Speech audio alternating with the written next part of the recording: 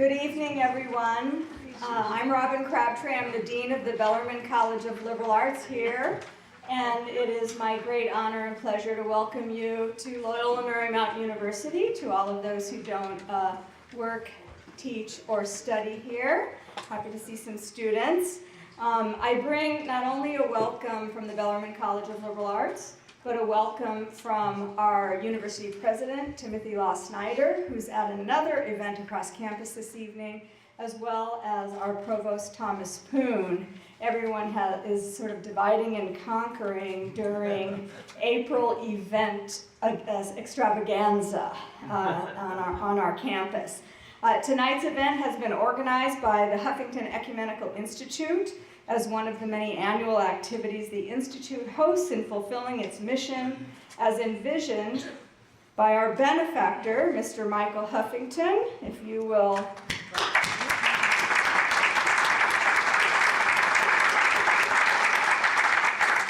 Who recognized that ecumenism is an integral part of both the College of Liberal Arts and Loyola Marymount University's commitments to interreligious and interfaith study and dialogue. Sometimes as a faculty member, we think about the interplay of theory and practice, and in this way, the Huffington Ecumenical Institute has both dimensions. The promotion of ecumenism is the primary mission of the Huffington Ecumenical Institute, which was established by Mr. Huffington and reflects his vision about Christian unity. This event, this inaugural annual Michael Huffington Lecture, is a significant contribution towards the fulfillment of that vision. The annual lecture is a major event at the university, and it showcases the possibilities of the Institute and its growing role on the stage of global ecumenism. As diverse and truly ecumenical places, Los Angeles in general, and LMU in particular, are fitting locations to host this evening's program. While LMU is a Catholic university in the Jesuit and Marymount traditions, it's welcoming to students, faculty, staff, and inquiry related to all the world's religious traditions. And being a Jewish dean at this Catholic university is further evidence of that. Our faculty, some of whom are with us this evening, contribute to the richness of these academic dialogues, facilitate meaningful educational experiences for our students, and often engage as public intellectuals and community resources related to their expertise and ecumenical and interfaith issues. Every Loyola Marymount University student takes at least 2 courses in theological studies. We guide our students in developing religious literacies, interfaith competencies, and ecumenical sensibilities, even as we hope they grow in the knowledge of their own faith traditions and in the deepening of their own spiritual commitments. Tonight's event is but one part of that education, and a very special one. I want to welcome all the undergraduate and graduate students. I see a lot of undergraduates over here. You're always in the back pews. But we're very happy to see you here. You should know, students, that this is an extraordinary occasion, and I hope that by the end of it you'll realize you were at kind of an historic occasion due to our special guest.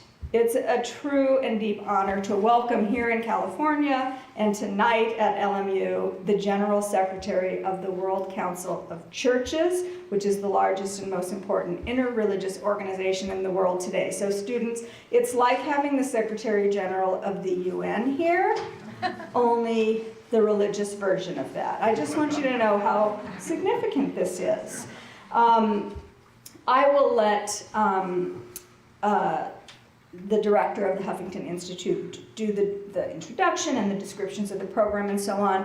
But as ever, I want to recognize and personally thank Mr. Huffington for his vision that gave rise to the Institute, and also in collaboration with Father John Bacchus, who is here somewhere, of St. Sophia Church downtown, for leadership and engagement in ecumenism across many dimensions, certainly of Michael's own life and philanthropy, and we're honored to be part of that journey. There's an incredible presence and participation tonight from church leadership across denominations and organizations, and I'd like to formally welcome you all. And again, students, I want you to hear who's present tonight. And you can, smile and wave as I call your name. Bishop Juan Carlos Mendez from Churches in Action, a Catholic organization. Pastor Karen Erickson, About Our Father's Business. Is Karen here? Archbishop Honan Derderian from the Armenian Apostolic Church. Reverend Rafat Girgis, Presbyterian Church of the United States. Archbishop Benjamin of the Orthodox Church in America, Diocese of the West. Rabbi Mark Diamond, who, by the way, teaches in LMU's Jewish Studies program and also for the Academy of Jewish Religions, Southern California. I sometimes accidentally call him Father Diamond or Father Mark. And then I realize, I've been in Catholic education so long that I'm even forgetting my own. Bishop Guy Irwin of the Lutheran Church. Bishop John Taylor of the Episcopal Diocese of Los Angeles. People are still coming in and still standing at that darn parking ticket thing. Ovidiu Drahora of the Romanian Evangelical Church. Maybe, parking lot. Gabriel Meyer, Executive Director of the Southern California Christian Forum. Right Reverend Franklin Brookhart, retired Episcopal Bishop. Did I meet you earlier today? Maybe not. He had cataract surgery, so he didn't get to come. Oh, well, you'll share our greetings. Sylvia Salazar, head of the Native American Concerns in the Archdiocese. She's hung up in an accident on the freeway. And so you have come. Yes. No, I'm here separately. With her, okay. Just as a friend. Yeah, being in traffic is basically de rigueur. It's like you have to have about 10% of people in traffic. Deacon Tom Conchitas, Catholic Diocese of Orange. Ecumenical Commission. Tim Compton, Disciples of Christ. Phil and Artemis Tamouche, the Antiochian Orthodox Church. And of course, Bishop Abraham of the Coptic Church, not here yet. And then Bishop Marianne Swenson of the Methodist Church, who will be on our panel tonight. And Father Alexi Smith, the Director of Ecumenical and Interreligious Affairs for the LA Diocese. He's a rock star, everybody knows. He'll also be on the panel. So with no further ado, it's my honor to introduce Father Cyril Hoveroon, the director of the Huffington Ecumenical Institute, whose own tireless ecumenical work has taken him literally to every corner of the globe just in the last couple of months, still leaving him time to teach our students, and he will introduce tonight's program. Thank you so much for coming, and please enjoy the evening.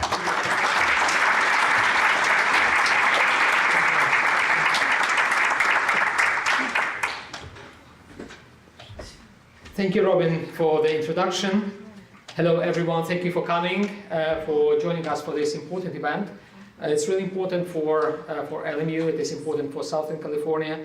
It is important for the United States, and I think it is important for the global ecumenical community. Just, I want to let you know that this event is being broadcast live stream through the channels of LMU, but also it is available through the website of the World Council of Churches, and that is really a crowded place. So a lot of people watch us globally nowadays, this presentation. I will say a few words more about this presentation, meaning later on.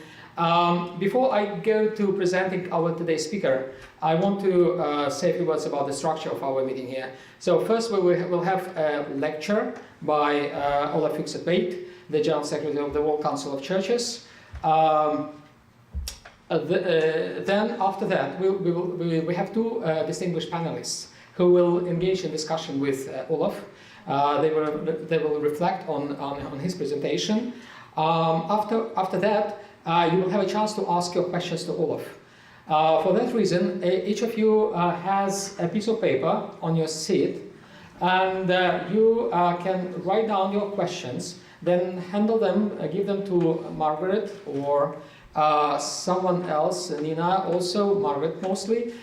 She will bring the questions to us. We will accumulate them and then ask them to Olaf in the end. I don't promise that we'll ask all the questions that you'll pose, but we'll do our best to, in order to fit our program, to deliver your concerns and to ask your questions to Olaf. After that, we'll have a reception. So don't leave us. Stay with us. Just go to the next space, and there will be plenty of food and drinks, actually, for you to enjoy. So that's the practicalities, and now I'd like to introduce to you Reverend Dr. Olaf Fykse Tveit, the General Secretary of the World Council of Churches. Let me show you a few pictures about him and say a few words about his distinguished career. As you probably can guess from his name and surname, he is Scandinavian, he's from Norway, and he was a devoted member, he is still a devoted member of the Church of Norway, which is a Lutheran church, and he served in different positions in that church. Primarily as a parish pastor, he is still a parish pastor, and this pastoral work I think is important for him. He also had some important administrative positions in the Church of Sweden, like he was the secretary of the Church of Norway, of course, secretary for the Church of Norway Doctrinal Commission, and the secretary for the Church-State Relations for the same church. Olaf was also deeply involved in the dialogues, ecumenical dialogues, even before he took his position in Geneva at the World Council of Churches. He was a General Secretary of the Church of Norway Council on Ecumenical and International Relations. He was a co-chair of the Palestine-Israel Ecumenical Forum Core Group, and I should say that the Palestinian-Israel issue is very much important for him. He's still very much involved in the discussions and the peacemaking process in the Holy Land. He also was a moderator of the Church of Norway and Islamic Council of Norway, as well as the Church of Norway and Jewish Congregation contact groups. So he was deeply involved in the interreligious dialogue. In 2009, he was elected the General Secretary of the World Council of Churches, which is really the top executive position in this organization. And this is his second term as a General Secretary. He was re-elected in 2014. I should say a few words about the World Council of Churches, because maybe some of you, especially students, even though I try to explain to my students what is the organization, but maybe some students and some people don't have a very clear idea about this organization. This is actually the largest ecumenical network in the world. It is the broadest and most inclusive among the many organized expressions of modern ecumenical movement. It is really huge. It's a huge network. It brings together over 350 churches, denominations and church fellowships from more than 110 countries and territories throughout the world. And it represents effectively around 500 million Christians worldwide. I should say that the Catholic Church is not a member of the World Council of Churches, but it is a very active partner of the WCC, and I wish that all the partners, all the members of the WCC had the same kind of cooperation between each other as the Catholic Church has with the World Council of Churches.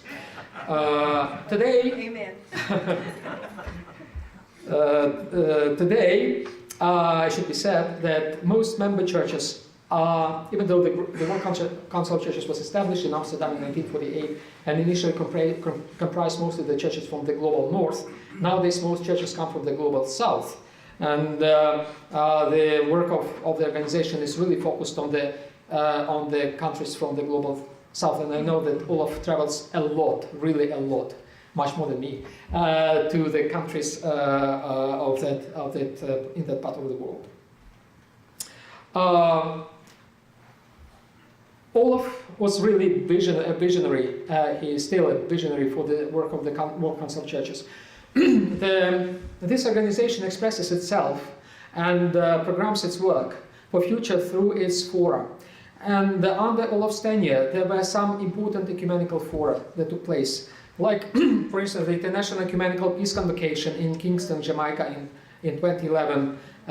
Then the largest ecumenical event ever, the hugest one among all other ecumenical events, the General Assembly of the World Council of Churches. The 10th Assembly took place in Busan in the Republic of Korea in 2013, and it was very much on the shoulders of Olaf, and it was a huge, huge event. Then the Conference on World Mission and Evangelism in Arusha in Tanzania, which took place last year, 2018. Those are only major, really huge convocations. There are minor, well, as it were, fora and meetings that happen on the everyday basis, and Olaf has to attend all of them, well, many of them, to be an active part in them, and this is a very hard and amazing work that he does. Well, he also tries to be in touch personally with the leaders of the church, and this is a part of his job, to be in touch with the leadership. When in the last days I was asked who is Olaf, I usually explain to people that he is the guy to whom the Pope comes. And actually that's exactly what happened when the Pope visited the headquarters of the WCC in Geneva, I think last summer, right? And also visited the Ecumenical Institute in Bossey, and you can see a picture of Olaf with the Pope. Olaf also visits the primates of the church, and when we had the conversation with him yesterday, he explained to me that he tries to be in touch personally with every single primate of the church. So he visits the churches, he tries to be in personal touch and tries to deliver, to convince people to be engaged in the ecumenical movement on a personal basis.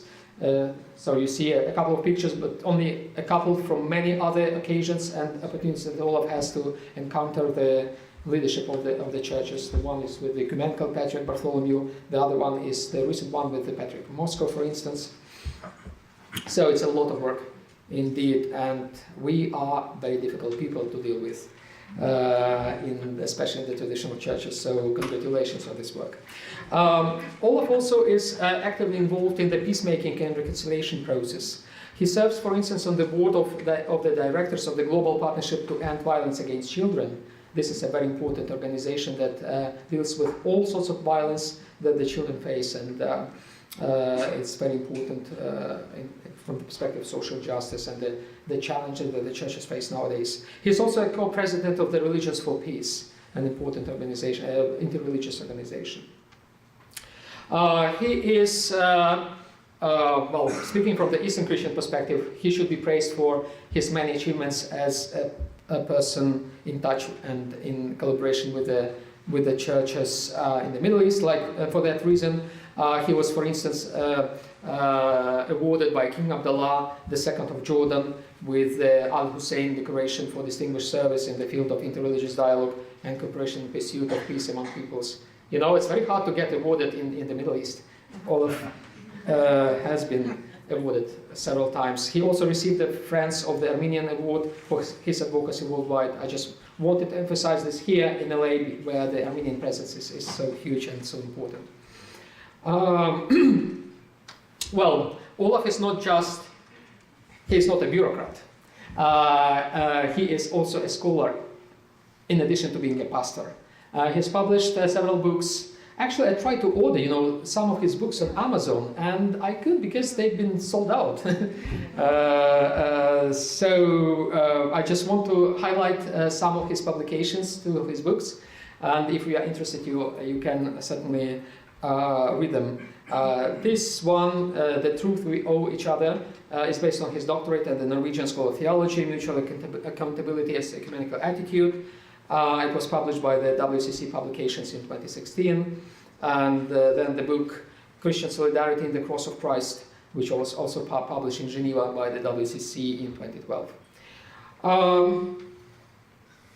So that's just a few words. If I wanted to say everything about Olaf's activities and life, we would end exactly before the reception. And I don't want to steal his time. I just want to say that the topic that he wants to present to us today is a reflection of the upcoming General Assembly of the World Council of Churches, which will take place in Karlsruhe in Germany in 2012-21. As I mentioned, the General Assemblies are the most important things in the ecumenical movement, the largest events. And they actually they set the agenda for the ecumenical movement, global ecumenical movement, for a decade. This is going to happen. The topic that we will be listening about to Olaf will reflect the future, the path of the ecumenical movement during the next decade, effectively, until early 2030s. So it's really important. You will be probably the first to be introduced to what will be going with the ecumenical movement in the next decade. It's called Christ's Love Moves the World to Reconciliation and Unity. And we are all attention. Olaf, the floor is yours. And let us give a round of applause to Olaf for this.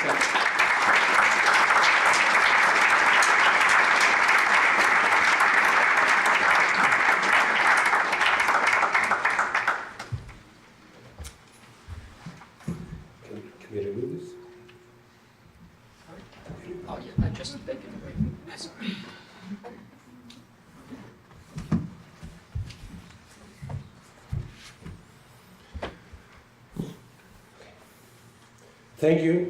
Thank you, Madam Dean, Mr. Huffington, Father Cyril, all of you, for this invitation and also this great opportunity to discuss what's really on my heart and also what really I think should be our common agenda. Honor to you who give new vital impulses and I would say also invest in the ecumenical work of today. The ecumenical movement is really a movement and it goes in different phases. Some think that it has had its glorious heights. I'm not so sure, but there are different times and there are different challenges and there are different issues we have to address. And there is no time to slow down and say, it is well done. It's time to continue. So that's also the theme for tonight. Man's disorder and God's design. That phrase might sound like a description of some political realities of today, quite familiar to some of us. It was, however, the theme for the first assembly of the World Council of Churches in 1948 in Amsterdam. It marked a new beginning, in many ways, for the churches to meet, to reconcile, and to develop their agenda for unity. They wanted to build serious and also mutual relations. So in the message they concluded, we are committed to stay together. In many ways they said what was said in those times, in many ways, in these post-World War second times, never again. Never again should the world be torn apart by wars. Never again to Nazism, to fascism and their anti-human ideologies. Never again to genocide based on anti-Semitism and racism. Never again should the churches themselves be part of this man's disorder. These events and convictions 70 years ago set agendas in the churches and far beyond that has shaped generations of Christians. As we now prepare this 11th assembly for 2021, we ask, what is it that the churches want to say now? And what is it that the world needs now? Well, the association to a well-known song give us the answer. But it is a profound theological answer as well, namely love. And the first observation for those who know the history of WCC would be that the word love never occurred in any theme of these assemblies so far. But now, Christ's love moves the world to reconciliation and unity. It summarizes our legacy, and it formulates a signal: where are we heading? What will be the focus of our work? It always gives a new tone when these themes are presented. And I would say this one also has an eschatological perspective.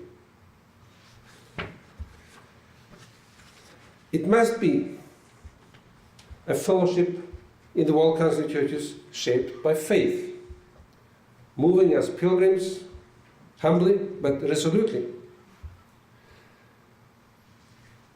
It is not a theme for triumphalistic approach, but it is, as we said when Pope Francis visited us last summer in Geneva, it's time for us to be walking, praying and working together. That was a great event. It was a historic, unique moment in our history. And I would say it was a moment when we realized how much this one ecumenical movement actually shares together. It is a common vision, a common ground for the work we do, and also an understanding that our unity must be an expression of the love of Christ, poured out in our hearts. Well, this might sound obvious, maybe even a bit naive. Love? Who would not speak of love? Well, it's more into it than that, because the question immediately comes, what does this Christ love means today, in the world as it is today? And further, what does it mean to be a world council of churches with such a theme? Those who know us will know that we always have a critic from both sides. From those who say, you're too much world. You focus on the issues of this world, but not of the church.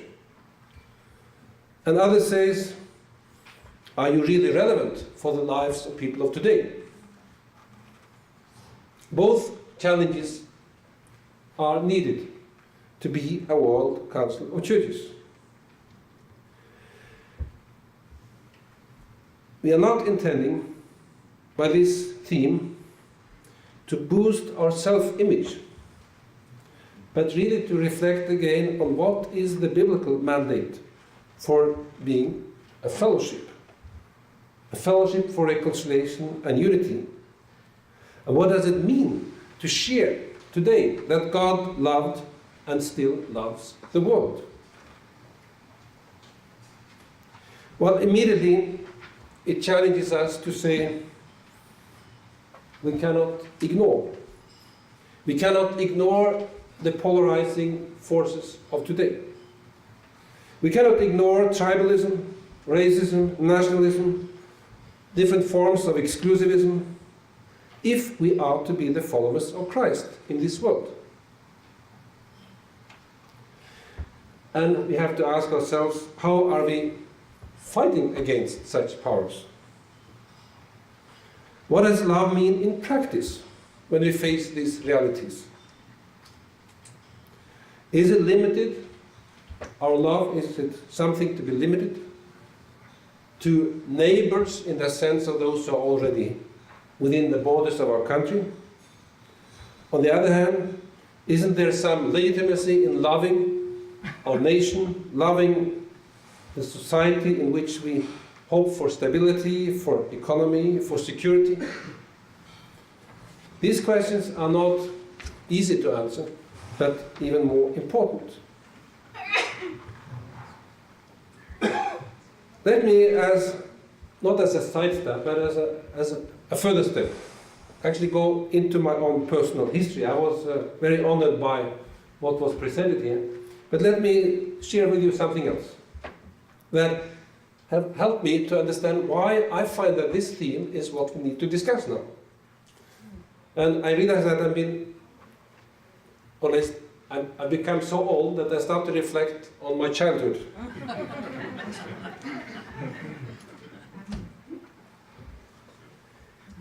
As a 10-year-old boy, I lived in a parsonage, my father was a pastor, in the rural districts in Norway. I started to discover the public library, and particularly the books about the Second World War that was written about what happened, but also what happened particularly in that region of Norway, which was in the middle of Norway, near Trondheim, where the Germans had a very strategic military interest, but also where the resistance movement had a very strong power to try to do something with, of course, then a very heavy pressure on them from the Nazi regime.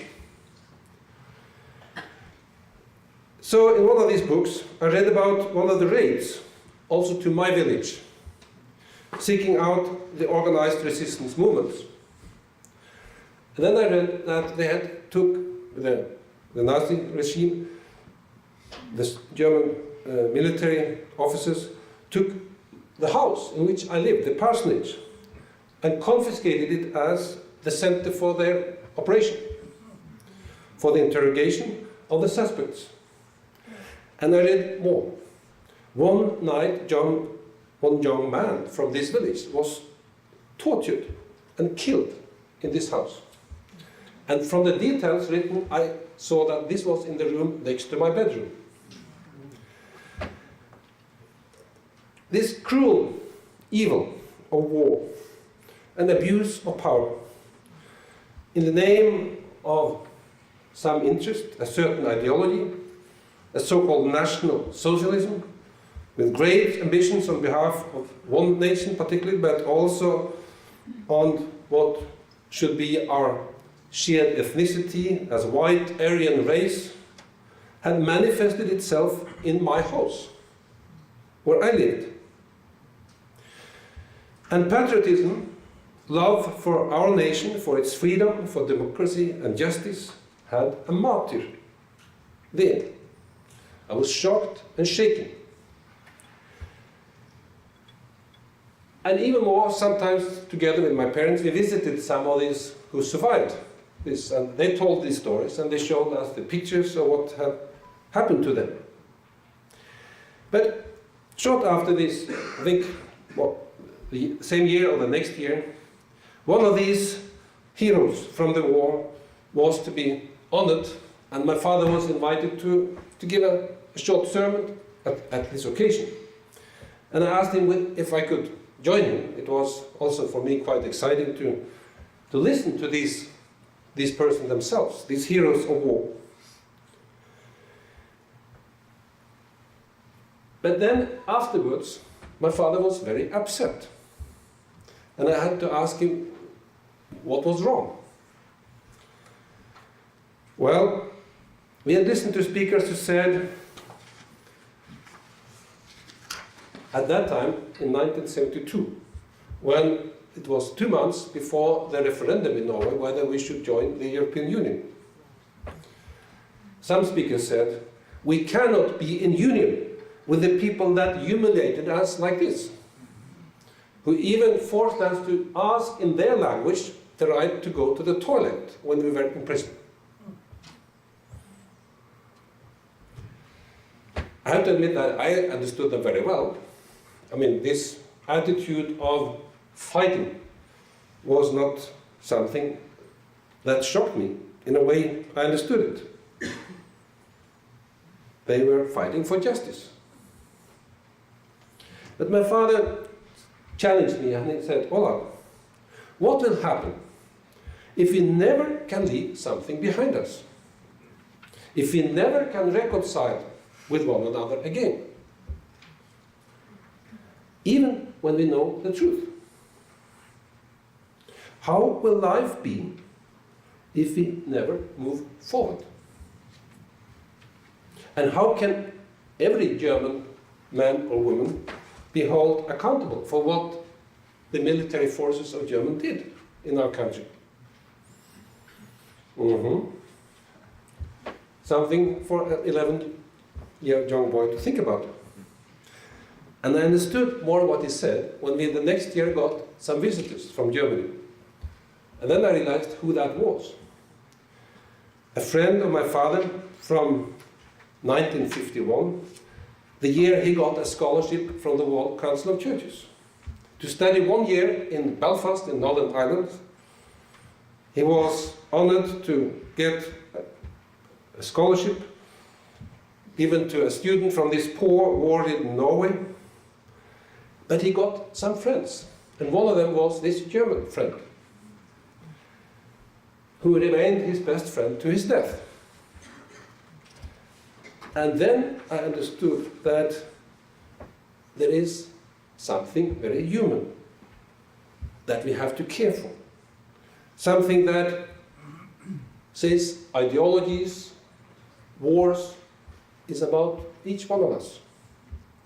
And that we have to find a way to reconcile, to find a new way.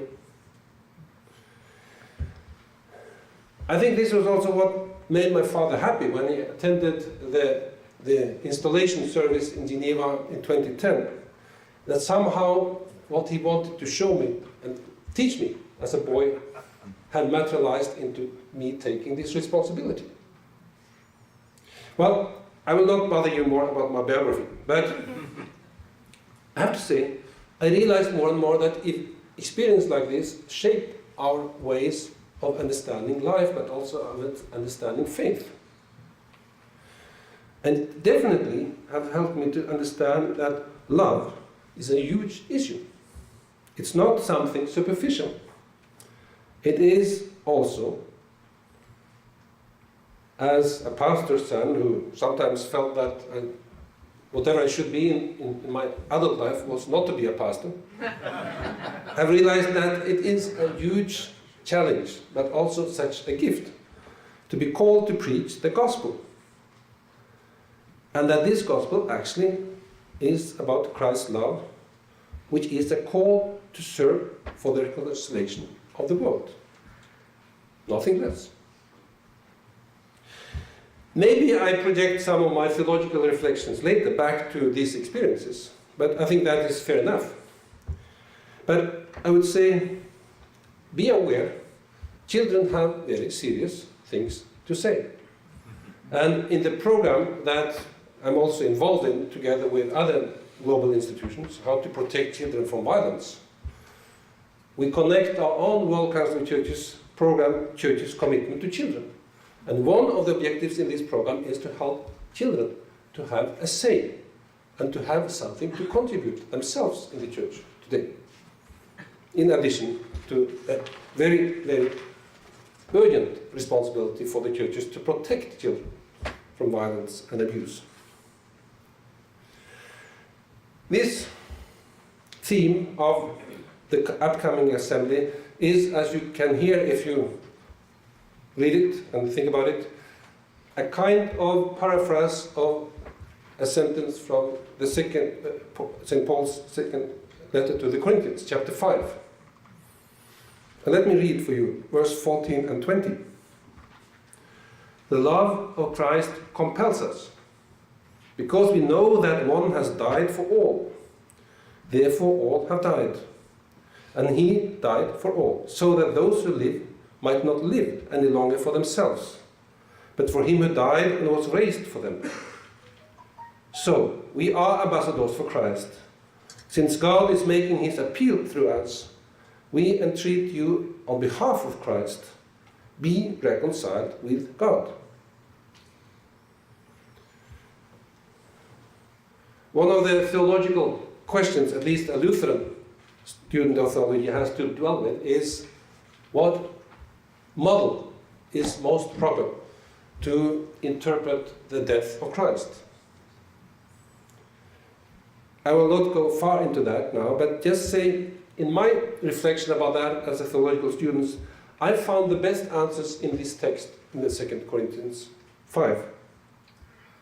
And particularly two very important answers to my questions, which is relevant for how we understand this theme, is, for the first, that there is a variety of models and images in the New Testament used to try to interpret what Christ's death meant.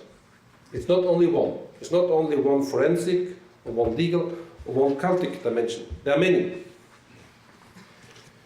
And actually, there are also many human experiences that can help us to understand what it means.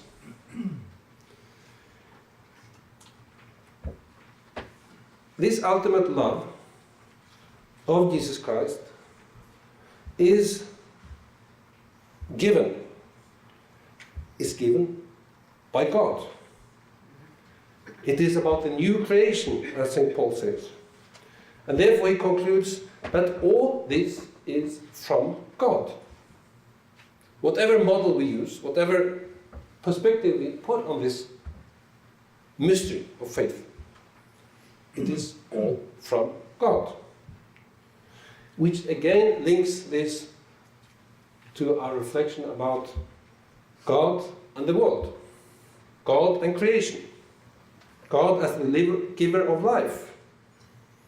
And therefore, St. Paul says, he died so that they all died, but he lived so that we all can live, and not live for ourselves. And the other clear message is that there is one motivation, there is one attitude, there is one force that compels us beyond anything else, and that is Christ's love. It changes our relationship to God, it changes our relationship to one another. It's about what it means to be God's creation and God's new creation. One of the many visits I've had the privilege to have to some of our churches was to the churches in Samoa in the Pacific. Well, it's actually far from here, but you are closer to it than we are in Europe. There I learned about a tradition that if anything wrongful was done, even something criminal, the family of the perpetrator had to sit down outside the house of the victim's family, expressing their shame and their guilt together. And they would sit like this until the family of the victim was ready to come out and stretch out their hands and say, we reconcile. Thinking of this, in a society of an island, if revenge would be the principle of how to deal with this, there would not be many left. This is one of the many examples I think we have both in our cultures but also in our churches. How reconciliation, inspired by what was given in Jesus Christ, can find its expressions that can change our realities.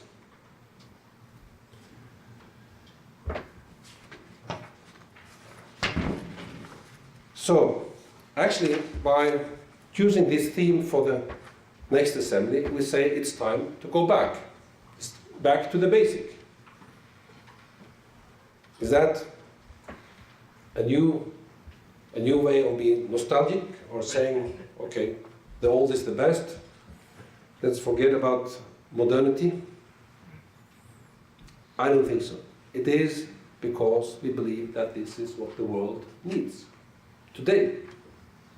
It is not outdated and obsolete to talk about how can we find ways to reconciliation and unity. And we have to say, the world is not today particularly moved by love. But we need love. We have to say even the communities of Christian faith and our churches are sometimes so self-centered by themselves and in themselves, that they become sources of division and conflict, even armed conflicts. Far beyond their own circles, they have this impact. We have to also acknowledge that religion in general is acknowledged as a problem in the world today. The neutral UN institution, neutral in terms of religious affiliation, all come to us and ask, what can we do together? Because religion is a problem, and we have to find a way to make religion also a contribution to peace.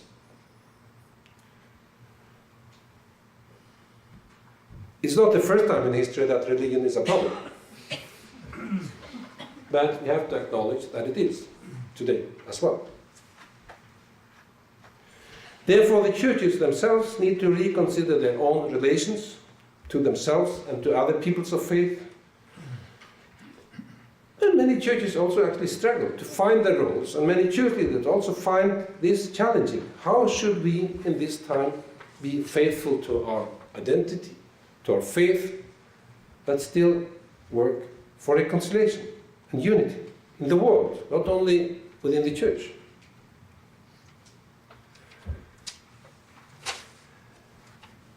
When this modern ecumenical movement was organized in the World Council of Churches in 1948,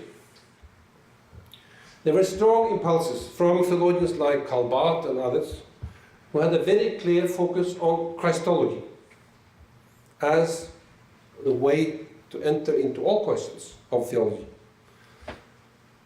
This is expressed in many very significant texts and reports from 1948 and onwards. But it is a very interesting phenomenon that when we came to 1991 until 2021, Christ is never mentioned in these themes. 1991, in Canberra, come Holy Spirit, renew the whole creation. In 1998, turn to God, rejoice in hope. 2006, God in your grace, transform the world. 2013, God of life, lead us to justice and peace. Nothing wrong with these themes, but it's interesting to ask, why is Christ not mentioned as he was in all the former themes, except for the first? And why do we bring Christ back now in the theme? That was actually part of the discussion we had. Shouldn't it say God's love, not Christ's love? Aren't we in an interreligious context where we have to speak in a more open and inclusive way?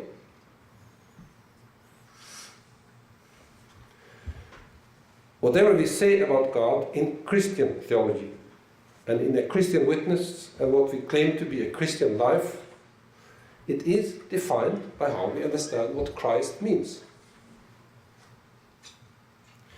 Jesus Christ is a confession. It professes that in the human being Jesus we meet the one that is sent by God. And therefore it caused all these kind of discussions in the first centuries about how can he be both God and human. And somehow these very important discussions came to a conclusion in the Council of Chalcedon in 451.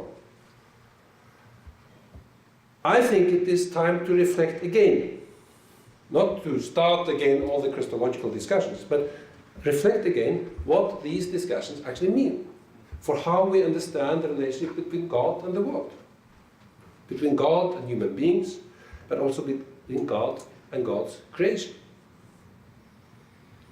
It affects everything we, as Christians, say about the Trinitarian God. We can, in many ways, learn from what was discussed then, but we have also to ask, what does it mean today when we have to say to love your neighbor as yourself, to love God by your heart and your soul and your mind, must actually also mean that you love creation. If you don't love God's creation, how can we love our neighbor?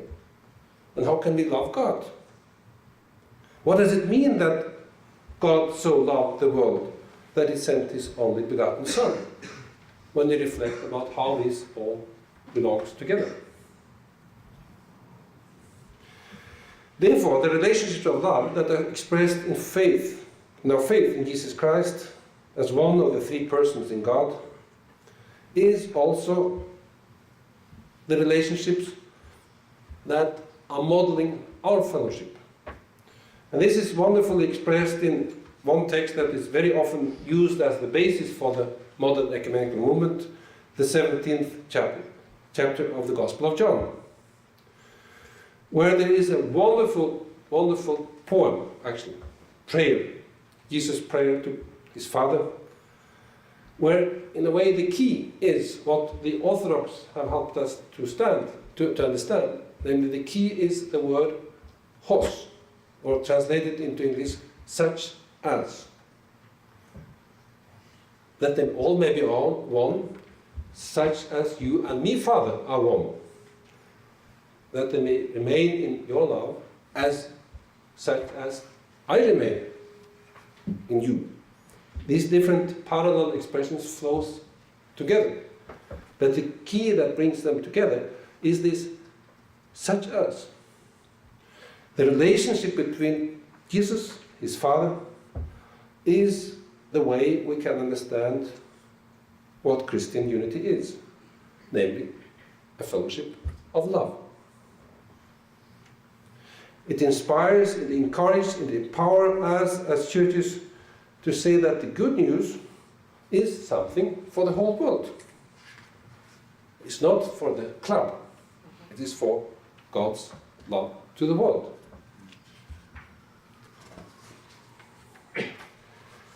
In our discussions in the Central Committee of the WCC, when we discussed this theme, I heard very interesting voices. Some was from the Global South, who said, yes, let us have this as the theme, because finally we can express the gospel in the theme. The gospel that we received and that we gratefully received and also want to bring back to the churches in Europe who brought this gospel to us. Some said it is very appropriate because we need a language that young people of today would have some affiliation to. Others said it's a challenge if we relate this to our interfaith dialogues. And then others said exactly because of that we should use the language of Christ's love.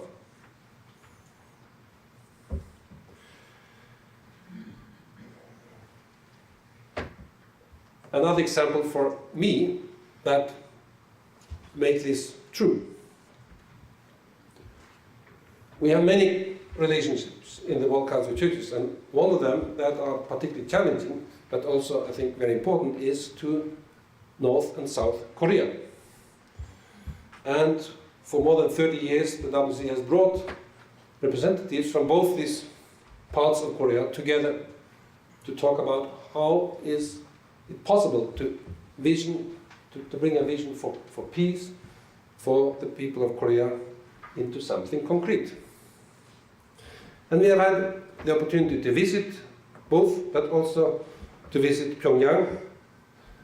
We visited in May last year, immediately after this first summit between the North and the South, as the first international delegation. And we discussed what should be the gift. Because on these kind of visits, you have to bring a gift to the supreme leader, to the chairman.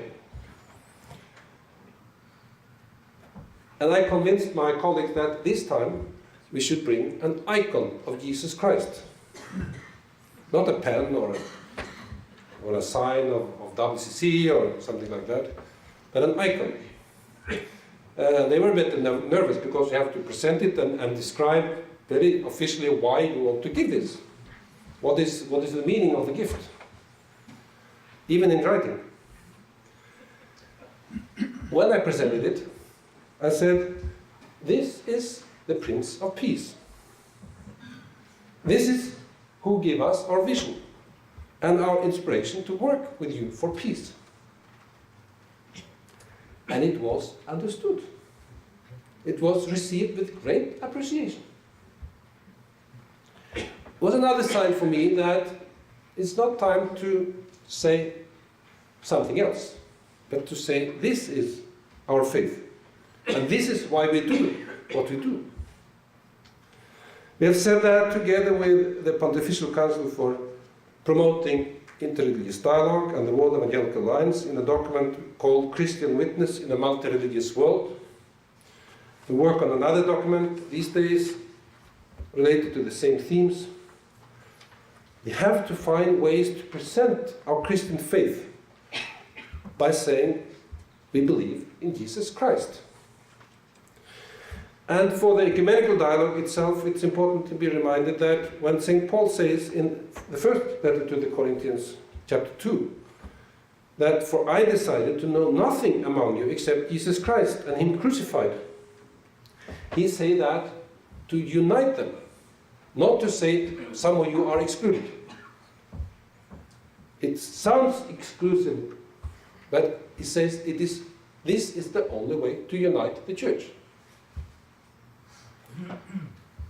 And in some of our traditions there is also a saying from John Chrysostom, as far as I know, that Christ on the cross stretches out his arms to the whole world. That is why Christ, and only Christ, can bring us together. So, as a WCC, we go in different phases. In the last period since our assembly in Lausanne, we have focused on saying that we are together on a pilgrimage of justice and peace. And we have reflected, like in this mission conference, how is this to be expressed in being disciples of Christ, following Christ in humility, but with a purpose. To show that uniqueness of God and God's love is this being for others, as Bonhoeffer in a very significant way expressed it. This radical being for others is always a challenge for us, particularly a challenge also to those who want to glorify their own name, showing their potential, their pride, and their power. But it is also a challenge for us in the ecumenical movement as we come with our different interests, and some ask, it was interesting some years ago, but what's in it for us now? That's a very un-Christian question. It's normal, but it is not what it means to be a disciple. That means to be a disciple is to ask what is here that we can contribute as followers of Christ today. Therefore, in my report to the Cell Committee last year, I said, let us talk about the ecumenical movement of love. Let us use this term. As we have learned from the Faith and Order studies about koinonia, about this fellowship, participation in God's love, let us try to materialize it in how we organize and how we prioritize our work in the one ecumenical movement.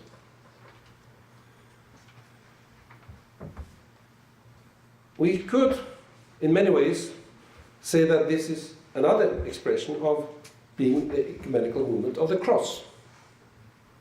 Reminding ourselves that the criteria for whether we do what we do is not only when we have wind in our sails, but when we do what is right, even if it is something that causes sacrifices.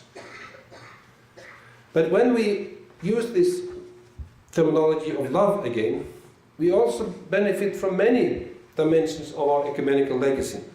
For example, what is almost a new ecumenical doctrine, that there has to be the preferential option for the poor. in the way we understand our own priorities. It is a way to express God's love for the world today.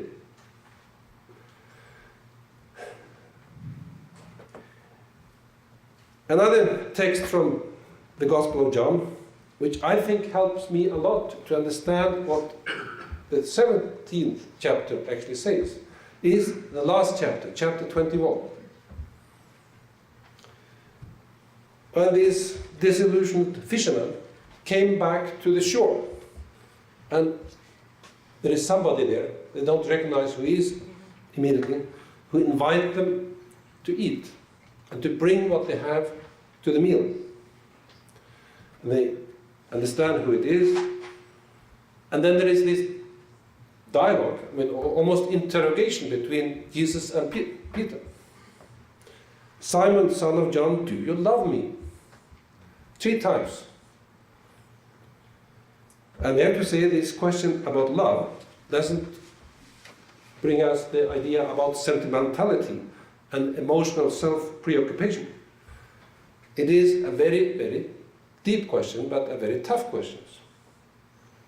But it is the question that opens again the relationship that was broken. The unity that they all may be one has to come through this question. And the answer, but then the follow-up of the answer. Yes, you know that I love you. And then the answer is, feed my lambs, tend my sheep. You must then give. You must kill. That is the way you express the love to me, as Jesus. There is. For me, this has been a great inspiration to think our ministry, whether it is as a local parish pastor or as a general secretary of the World Council of Churches or whatever we are, is our response to this question. Do you love me? So do it. Do it. Show it. To the youth, to the young children, to the elder people, to whoever. Whoever needs to see a sign of Christ's love.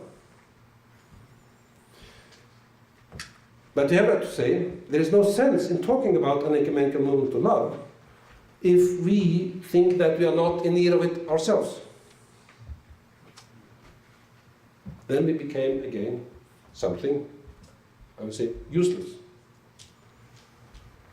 But Jesus Christ did not ask for perfectionism, but asked for honesty and love. And the world is not in need of perfectionism, but it is desperately in need of love. So, this has to do with our attitudes, our firm positions, not only our emotional ups and downs or attractions, but our firm positions, expressed in attitudes of love, of mutual accountability, of openness, reliability, faithfulness, that also can lead to self-criticism, proper self-criticism, and therefore also to transformation. And I see this way of talking about love as an attitude of mutual accountability, as a quality of our relations, needed in a fellowship of diversity, is what we need in the ecumenical movement, to be what they're called to be. It's not only about being soft and gentle, which we also need, but sometimes also to say no, not only to say yes. And sometimes I wonder why we are not able to embrace more of this diversity among us as human beings, particularly in the church, when we are all here because of Christ's love for us.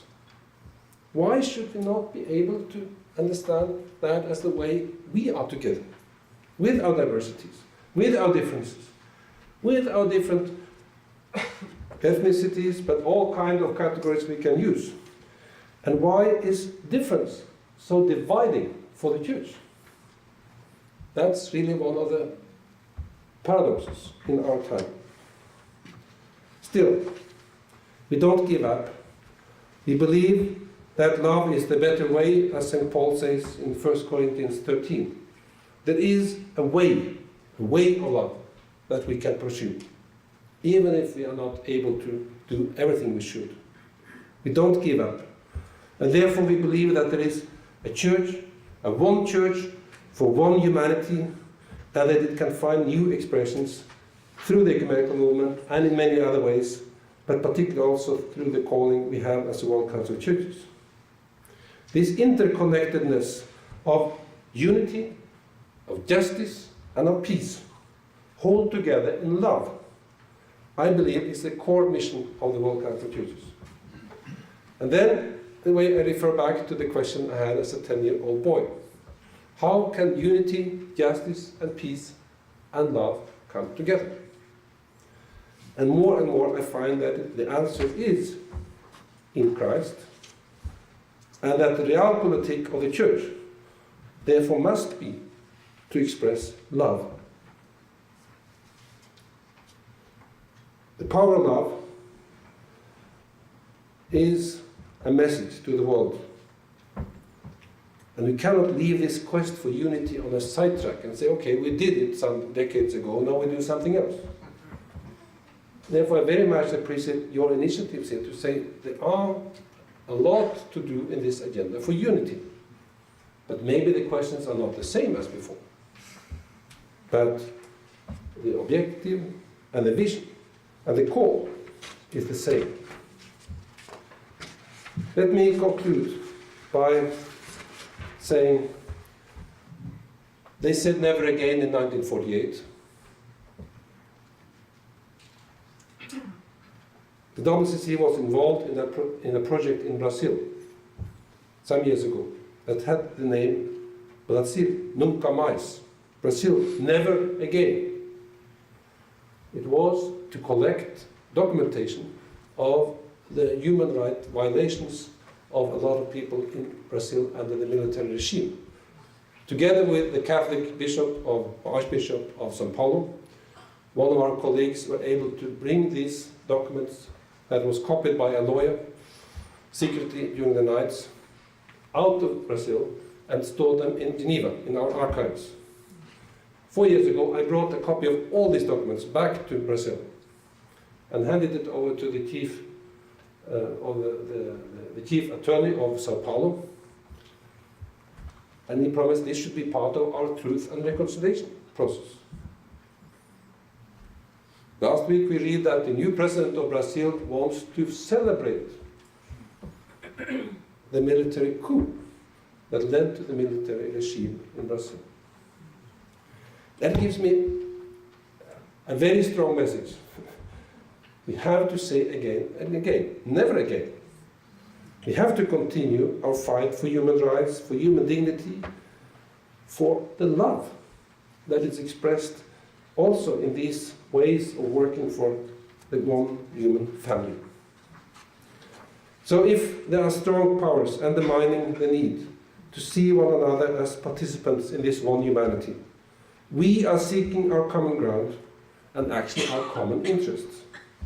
There needs to be somebody and something that represents a counterside and a counterweight, really, of unity, of justice and peace.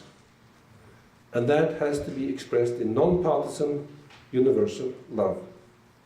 We can make a difference as people of faith, of hope and love. And therefore we believe that Christ's love can move the world and even ourselves. Thank you.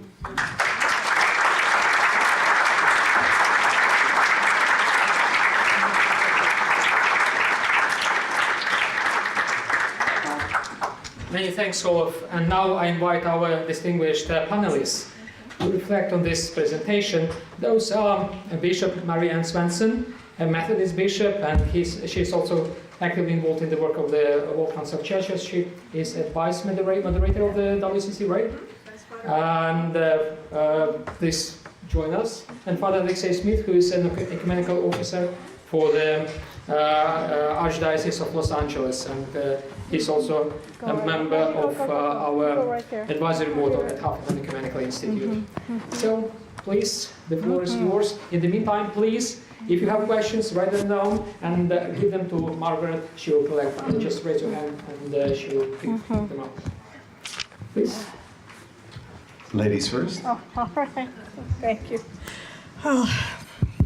Well, it is very much a privilege for me to be with you on this significant event tonight because it really is a time, I think, when the Christian community can come together and to reflect together on our ministry of reconciliation. And also that you have been willing here tonight, all of you who have come and those of you who are a part of LMU, to invite leaders from the World Council of Churches as we do prepare now for the next Worldwide Assembly. And I'm so glad that Olaf has talked about it. And he mentioned a little about the writing of Paul in that second letter to the Corinthian church, and how that's there's so much in that 5th chapter that's really appropriate for the theme of the assembly. And I'll say a couple of more things about that in a few moments, but I want to take a moment first, while the General Secretary is here, to share with you some of what's been so important for me journeying with him in these last few years, leading up to what now becomes the theme that he addresses. These last few years, we really have been walking together, walking and praying and working together, serving and healing and reconciling and transforming and uniting, walking together for justice and peace. And I'm really moved by it because what we've tried to do, in my understanding of it, is travel in this pilgrimage of justice and peace to wounded places in the world. And so in many ways, I see the work of the World Council of Churches being a ministry of accompaniment. So we go to places in the world that are wounded and try to work together for healing and wholeness. And we've gone to so many places. He mentioned how we have worked for so long on the Korean Peninsula and tried to bring peace there. I was really moved by a story about the icon and taking the Jesus Christ icon in some of that work on the peninsula.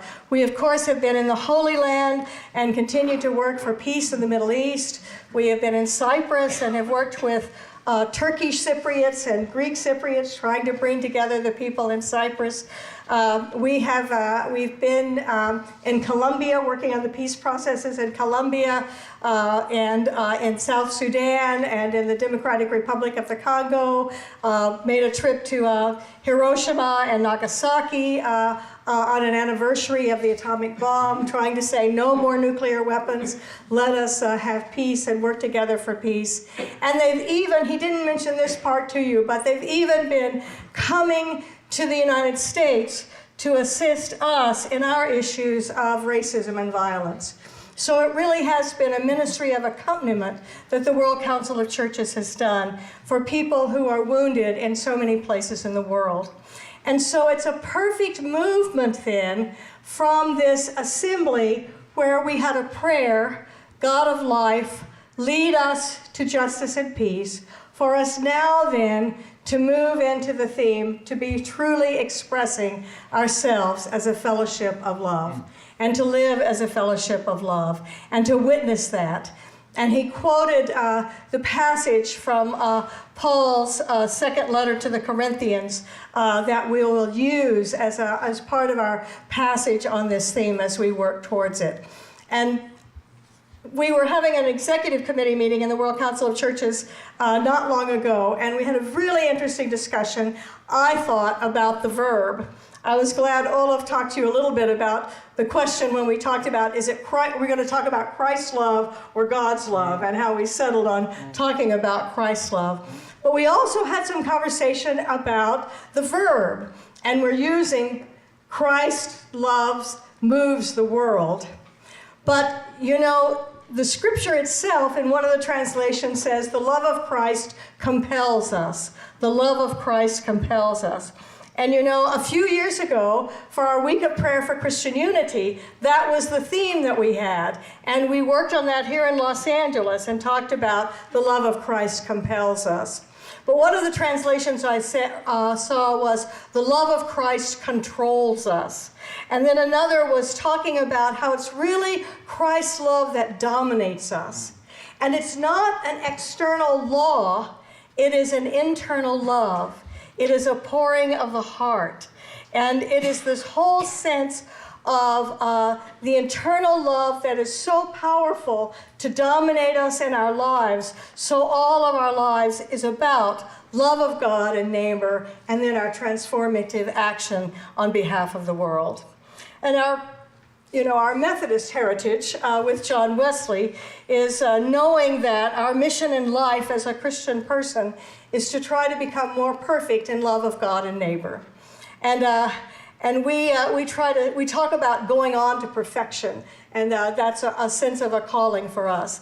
And the way in which he expressed it tonight, I would say, is we want to go forward as a fellowship of love. Let us become more perfect in loving God and neighbor and all of creation. As you talked about creation, truly all of creation is a part of our neighborhood.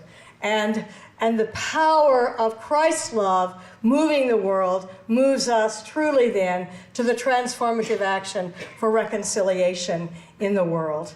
So thank you so much for the ways in which you have shared this with us. And it really does help to lead us forward as we look now to the future and the love of Christ.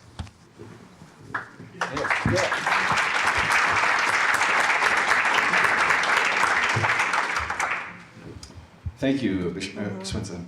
May I first take the opportunity to include in the welcome the representative of His Grace, Archbishop Moshe Mardarosian from the Armenian Prelacy of the Armenian Church. And also, I believe we have several delegates from the Ethiopian Church here. Wonderful. So let's give them a warm Yes, welcome. wonderful. And I was going to mention that, and it's really great to be with you as well. Thank you so much for your presentation. I guess I was shocked to hear that the word love and the word Christ have not appeared in the title of any World Council of Churches. Yes. I was a bit taken aback by that, especially when Jesus himself tells us that men and women will know that we are his disciples by our love. By our the love. way we love one another. So we have something to work on there. We certainly have something to work on. I also certainly identify with what you said, and you and I discussed this briefly yesterday, about Christians need not and absolutely must not hide the fact that we are Christian. And I gave you the example of when at our cathedral downtown, the Our Lady of the Angels Cathedral, when we had an interfaith service as part of the dedication. And I was working in those days with a committee. I don't work with committees anymore. Excepting this committee, of course. There were Catholics on that committee who said, because we're going to be having people of other faiths, not Christian faiths present, that we should remove the crucifix. And I said, why? Because some people find it offensive. But that's who we are. Amen. Paul tells us that our preaching is in vain unless we preach Christ and him crucified. That's right. So I think that's important for us as Christians. Ideally, all Christians together should be able to boldly, being respectful of other faiths, non-Christian faiths, but boldly proclaim who we are and in whom we believe. Certainly, I also resonated with what I believe Pope Francis said at the 70th anniversary of the World Council of Churches, that we need to be walking and praying and working together. We need to concentrate on what we as Christians can do together and not always focus on, oh, but we can't do this or we can't do that. We need to focus on what we can do and should be doing together, not only at the World Council, but here in Los Angeles. I think we also, one of the things that we can be doing together, and which I fear we're afraid to do, is to hold each other to the task, to hold each other's feet to the fire, and hold each other accountable for the ways in which we have perhaps offended our fellow Christians in the past. I was very moved by Pope Francis a few years ago at the Week of Prayer for Christian Unity service in St. John Lateran Basilica there in Rome, where he apologized on behalf of the Catholic Church for any way in which we have injured or harmed or offended our fellow Christians. And I think we need to do more than simply apologize. I think we have to call out those ways that we have offended one another in order to move on. We can't stay, I love your story about, do we stay victimized or do we move on to reconciliation? And we're not going to move on to reconciliation by just lightly papering over it. We have to really enter into the whole Christian concept of forgiveness and then live that forgiveness.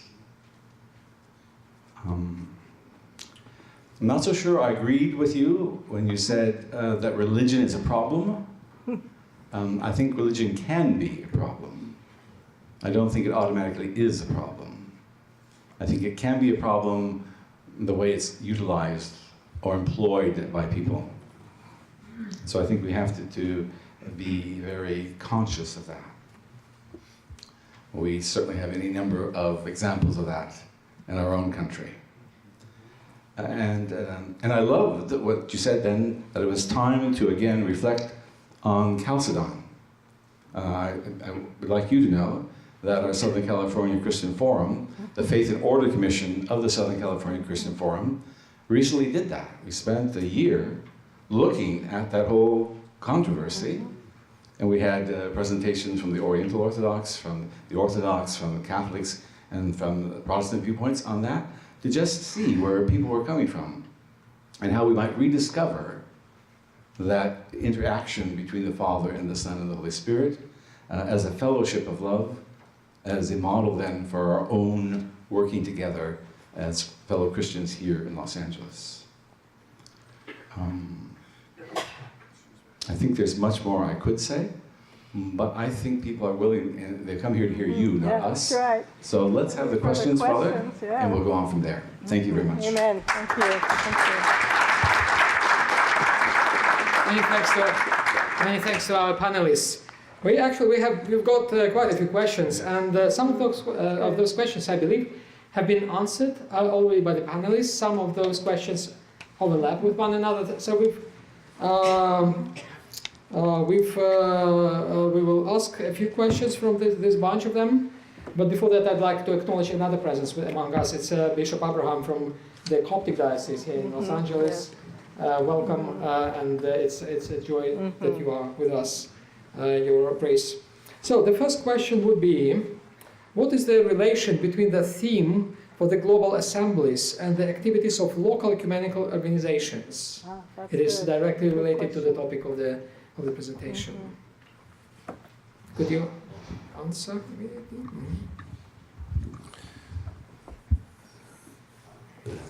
To some extent that is for me to answer, to some extent that's for you to answer.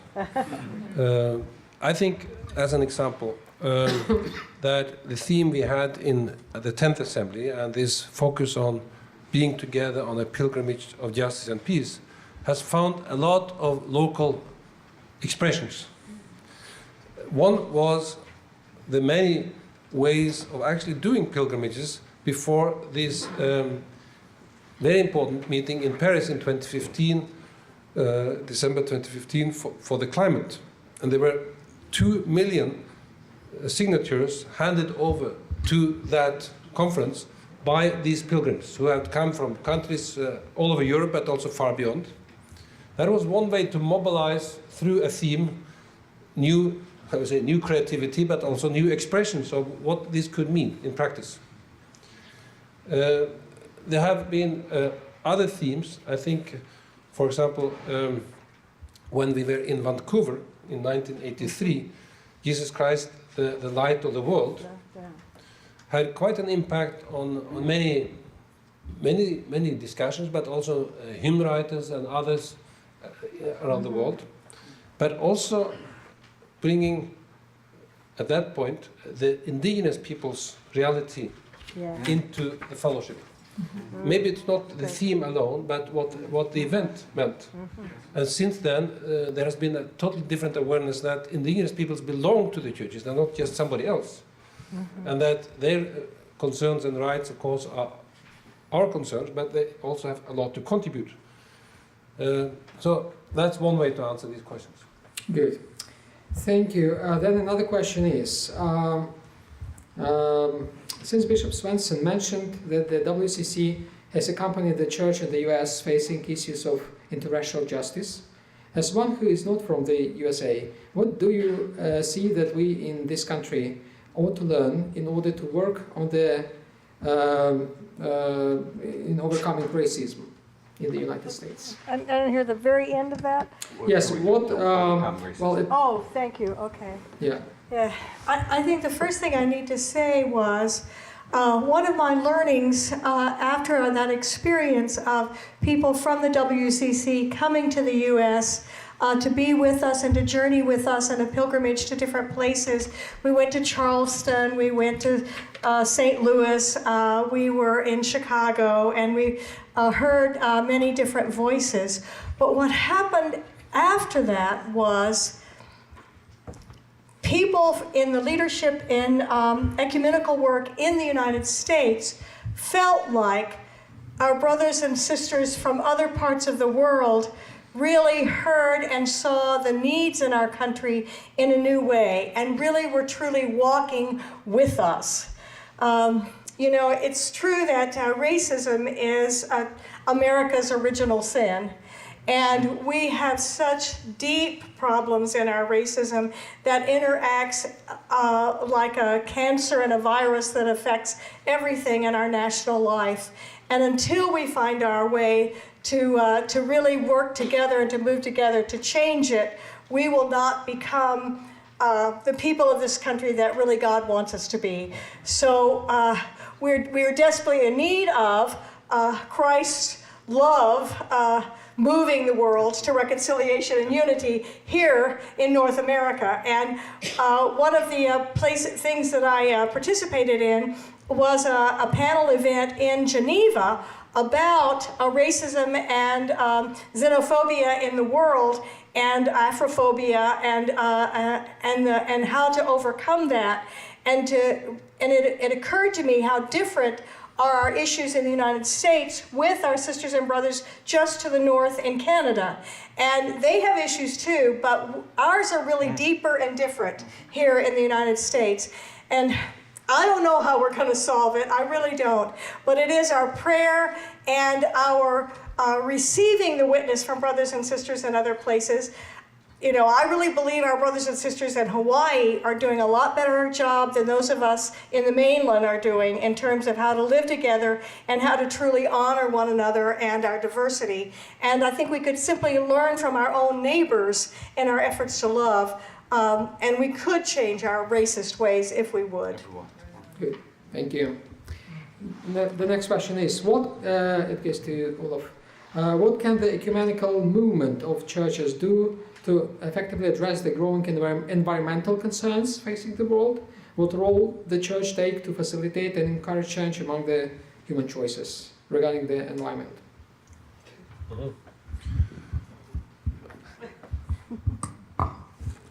I touched it in my reflections, and I can, for example, remind you that before the UN started to hold its big conference about climate change, the WCC brought representatives from the Pacific Islands to our meetings to tell us what is actually going on.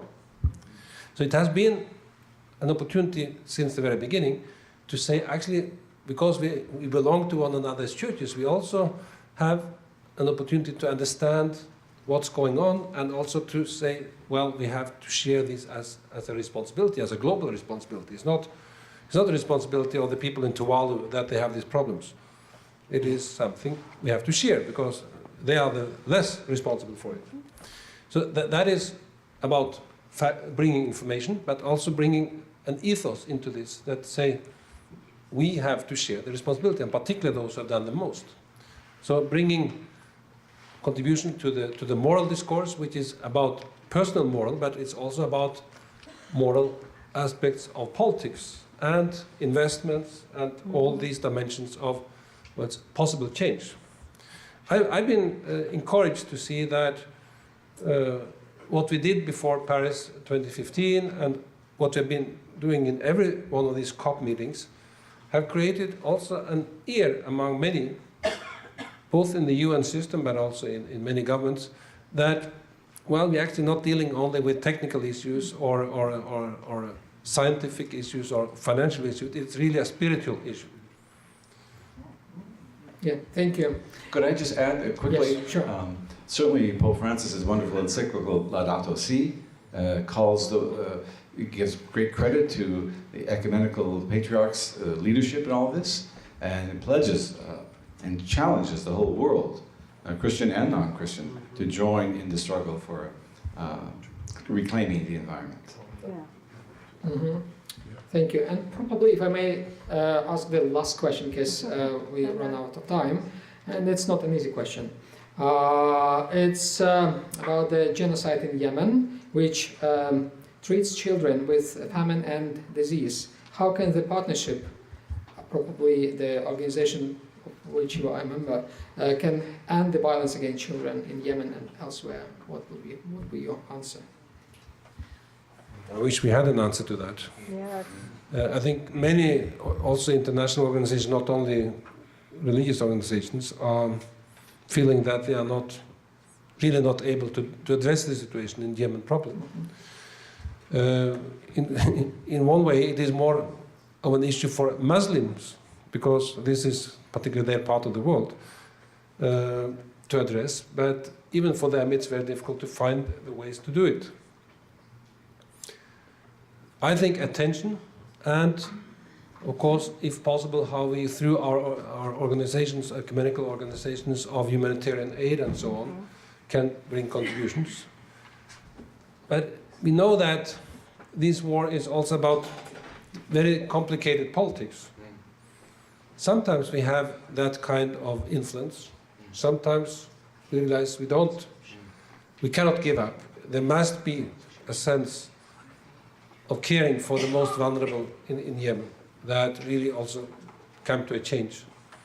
And I'm glad the question is asked and remind us again about this tragedy and other tragedies where children are those who most often are the victims of war that suffers the most. Because they not only suffer when the war is happening, but they carry with them this experience the whole life. Many thanks. I think we need to thank all our panelists and Olaf for addressing our concerns and also answering our questions. And now, at the conclusion, I'd like to invite Michael Huffington to say a few words from his own. And Mike, please.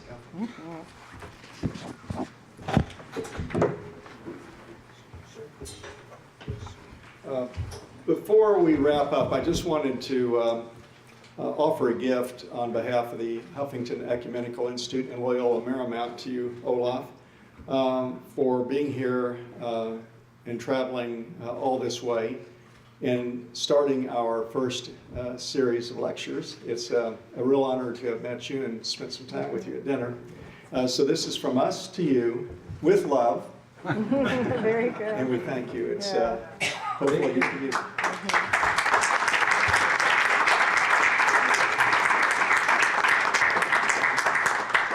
It's a clock with a wonderful inscription, which hopefully you'll remember us when you get back to Norway. Thank you. Thank you.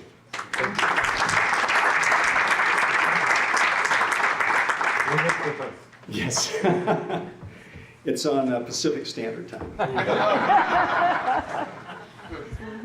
I want to thank all the hierarchs and pastors and priests who joined us from the different Christian denominations and our friends from the Jewish community and anyone else who may be here from whether it's the Muslim community or even agnostics. The key to what was said tonight is the word love. That should be a universal term in every religion, or even among those who are not religious. And I think it actually gets down to, first of all, loving ourselves. If every human being could know themselves and love themselves, I doubt there would really be war.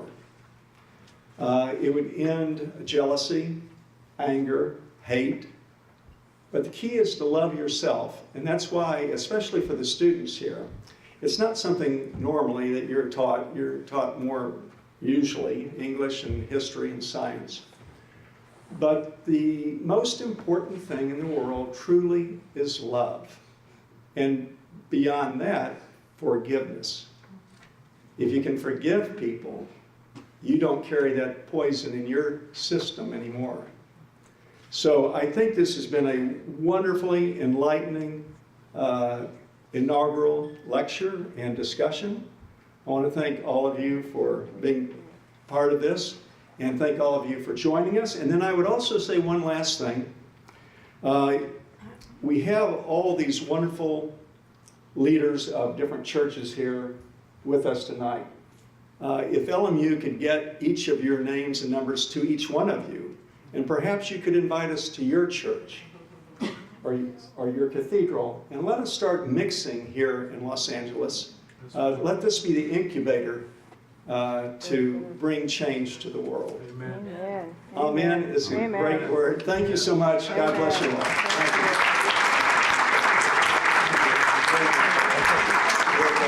you.